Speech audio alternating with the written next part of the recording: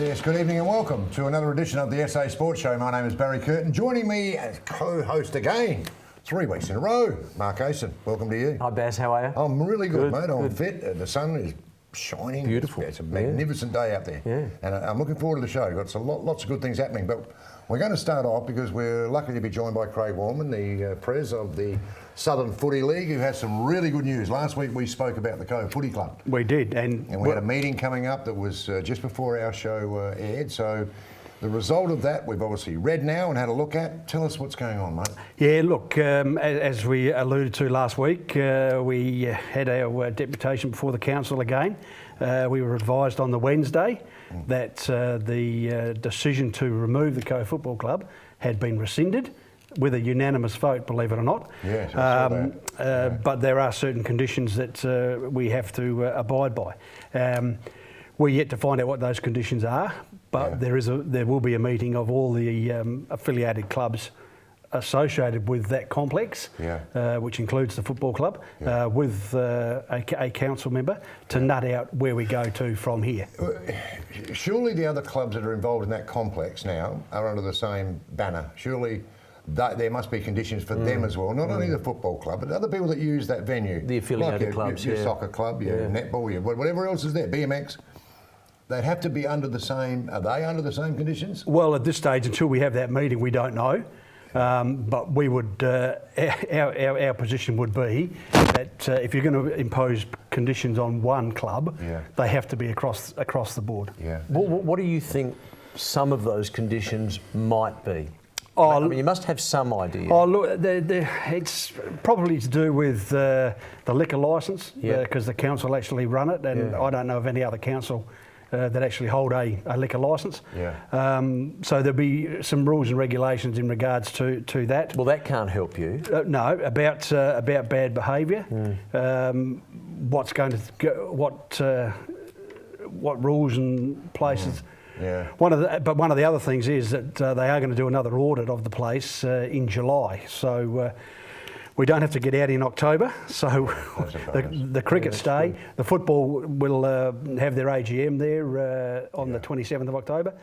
And then from that, we'll then work through the process with the council and the other affiliated clubs to make that place a viable concern again. This has been a messy situation, Craig, hasn't it? This is really messy. This is ugly. Look, when I read into this, the more I read into it, the worse it gets. They're very time-consuming and very stressful. Well, I think it's a slur on the Southern Footy League themselves, so you and your team, and also the Cove Footy Club. But it's messy. The whole thing is messy and a bit secretive.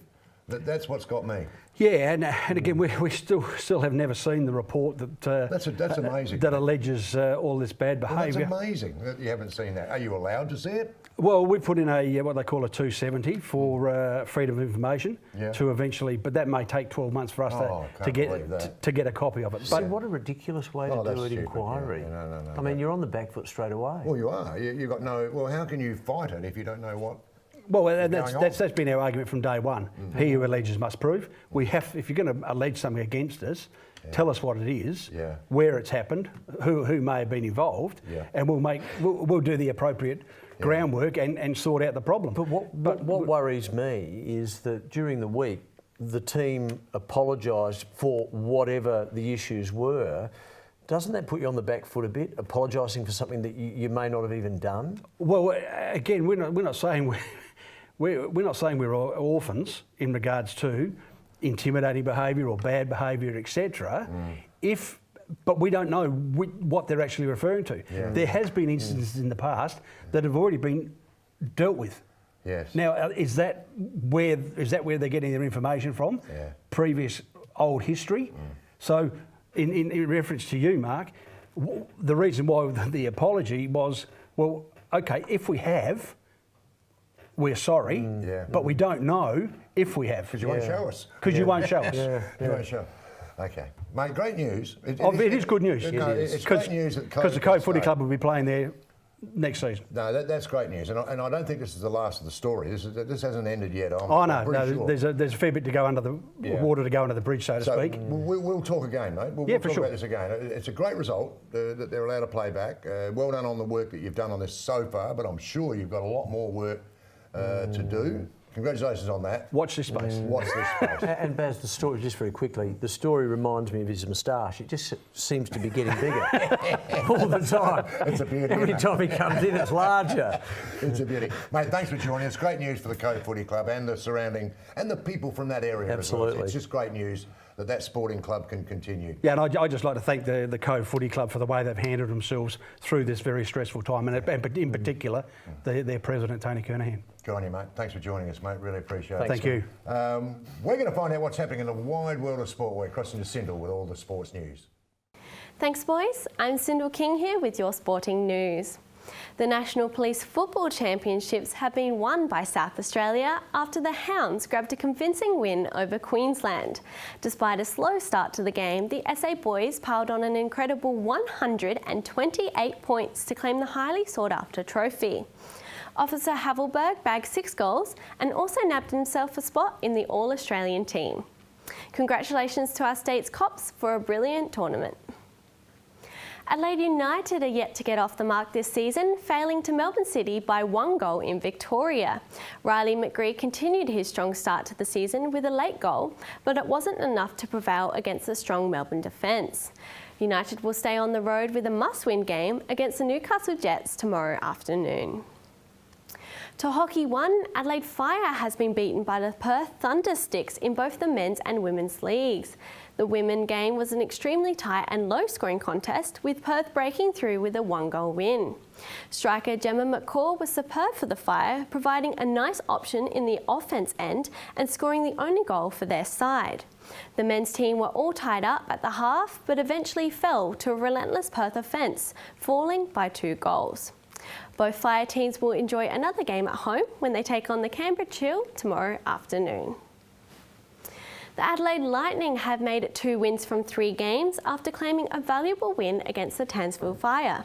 Steph Talbot finished with 18 points and 8 rebounds, while Brianna Turner did it one better with 19 points and 9 rebounds.